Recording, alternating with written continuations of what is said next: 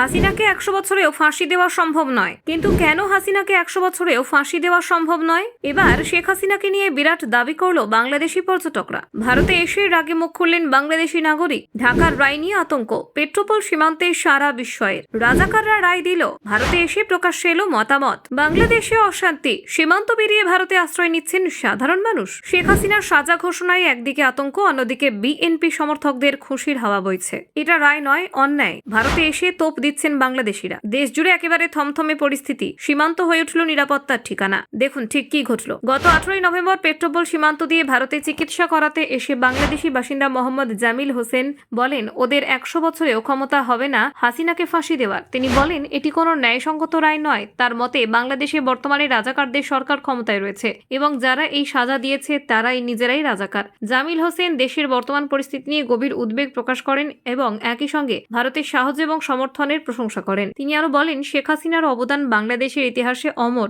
দেশকে রাজনৈতিক অস্থিরতা ও সংকটের সময় তিনি নেতৃত্ব দিয়েছেন, যা দেশের মানুষ আজও মনে রাখে। তিনি মনে করেন, দেশের মানুষের স্বার্থে হাসিনা যে কাজ করেছেন তা কোনো বিচারিক রায় দিয়ে কমানো যাবে না। গত বছর জুলাই মাসে বাংলাদেশের গণ অভ্যুত্থান এবং মানবতা বিরোধী অপরাধের অভিযোগে শেখ হাসিনাকে দোষী সাব্যস্ত করা হয়। 17 নভেম্বর ঢাকার আন্তর্জাতিক অপরাধ ট্রাইব্যুনাল তাকে মৃত্যুদণ্ড প্রদান করে। এই রায় ঘোষণার পর বাংলাদেশে ব্যাপক হিংসা ছড়িয়ে পড়ে। শহরগুলো থমথমে হয়ে যায়, রাস্তাঘাটে যানবাহনের চলাচল কমে যায়। দোকানপাট খোলা থাকলেও সাধারণত অল্প সময়ের জন্যই। পেট্রোপোল সীমান্ত দিয়ে ভারতে আসা আরেক বাংলাদেশি বাসিন্দা বিপ্লব দাস বলেন, যারা এই রায় দিয়েছে তারা রাজাকার পরিবারের সদস্য। তিনি আরো উল্লেখ করেন, এই মুহূর্তে দেশে পরিস্থিতি ভালো নয়, বরং সাধারণ মানুষ আতঙ্কে ভুগছে। বিপ্লব দাস মনে করেন, এই ধরনের সাজা দেওয়া দেশের রাজনীতিতে নতুন উত্তেজনা সৃষ্টি করতে পারে। দেশের একাধিক স্থানে এই রায় ঘোষণার পর সাধারণ মানুষ আতঙ্কিত। তারা প্রকাশ্যে মতামত দেওয়ার ক্ষেত্রে ভয় পাচ্ছেন। বহু মানুষ দেশে ফিরে রোষের মুখে পড়ার আশঙ্কায় রায়ের বিপক্ষে কোনো কথা বলতে পারছেন না। পেট্রোপোল সীমান্তে এসে দেখা যায় বাংলাদেশি নাগরিকরা এই ভয় ও অস্থিরতা নিয়ে ভারতে প্রবেশ করছেন। তবে সব মানুষ একইভাবে প্রতিক্রিয়া দেখাচ্ছেন না।